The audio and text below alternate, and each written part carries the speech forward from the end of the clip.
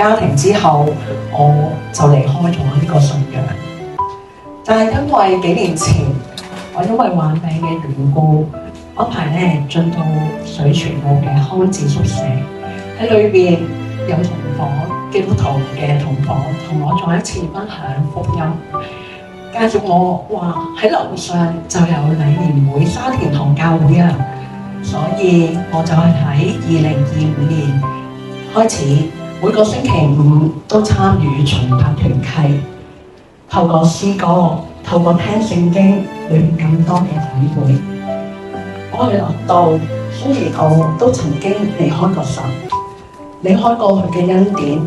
但係原來神對我嘅愛一直都係陪住。有一段好長嘅時間，我嘅面部受到神經線嘅痛楚，